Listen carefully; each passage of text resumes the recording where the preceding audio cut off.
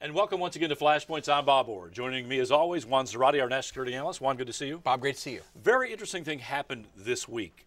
Ayman al-Zawahiri, the leader of al-Qaeda, essentially washed his hands of one of the affiliates al-Qaeda had fighting in Syria. Yeah, you now have a split between al-Qaeda core and the al-Qaeda affiliate in Iraq, which is significant, Bob. What has emerged is this group in Iraq called the Islamic State of Iraq and now Syria, and also sometimes called the Levant, the area in Syria and Lebanon. It has now been disavowed by Ayman al-Zawahiri, al-Qaeda core. The problem has been al-Qaeda has wanted to dictate who is flying the banner of al-Qaeda in Syria, who should represent al-Qaeda in that fight against Assad. There has been a dispute. Should it be the group in Syria, Jabhat al-Nusra, and the groups affiliated with them, or should it be the competing group out of Iraq, ISIS? And there's been infighting and certainly questions as to who should do that. Ayman al-Zawahiri has lost patience, and now he has disavowed the group out of Iraq, saying Jabhat al-Nusra and the Syrians should take this battle forward. ISIS is no longer a part of al-Qaeda or no longer flying under the banner of al-Qaeda. And that is a fundamental shift and reflects a long-standing division that al-Qaeda core and the Iraqi group, once led by Zarqawi, a long-standing division that has now come to the fore. So what's the practical fallout from this? I mean, ISIS is still there. These are bad guys. They're veteran jihadists. Do they just go home, or do they just fight their own war there under their own banner, or what happens? Yeah, they're not going to go home. These are true believers, fighters. They believe that they're fighting not just in Iraq, in particular in the Anbar provinces, but they think they're fighting for the larger liberation and the establishment of Islamic Caliphate in the Levant itself. And so they're not going to go away. They're going to fight.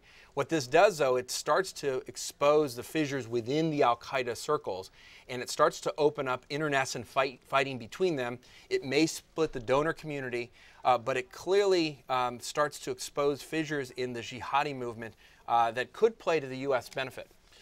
Now, this other group out Nusra, I mean, this is not all great news. I mean, these are dangerous guys, too. I mean, there's still a problem there. We're talking about the fight within the al-Qaeda universe, right? So, in a sense, you want to see them fighting internally, but these are bad guys, and to the extent that they're in the environment, that's not good. It's why you've seen the Saudi government, the Turks, the Egyptians and others start to turn on these groups and start to apply pressure, both militarily, law enforcement, intelligence, because they're worried about these groups and the spillover effect. Now, with this split in the al-Qaeda groups there, is this an opportunity to be exploited for the Syrian fighters who are not aligned with the terrorists? I mean, is there some way for them to leverage this and take advantage? Absolutely, and I hope and think that the U.S. government is thinking precisely about this, because in some ways you can start to not only attack both quarters in a way that weakens them both, but you can also perhaps peel away those that have been drawn to the banner of al-Qaeda in a way simply because they're the most organized fighters and the most effective.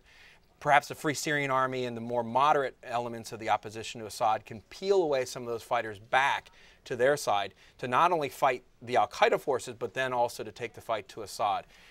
Again, we've got a two-front war from the U.S. perspective. We want to see Assad fall and his Iranian and Hezbollah backers lose. We also don't want to see the rise of a new al-Qaeda. And so we've got to figure out how to triangulate, and the divisions within al-Qaeda play to our benefit. So this is still a very fluid situation there, and it seems like it changes almost by the day. Absolutely, and you've got to watch not just the internal dynamics, but then the external dynamics. How do the Turks play this, the Jordanians, the Saudis, the Egyptians, and what role ultimately does the United States play? It's one of the top flashpoints. We obviously have to keep an eye on that one. Absolutely. Juan, thanks. Thank you, Bob. And thanks to you for watching Flashpoints. I'm Bob Orr. We will see you next time.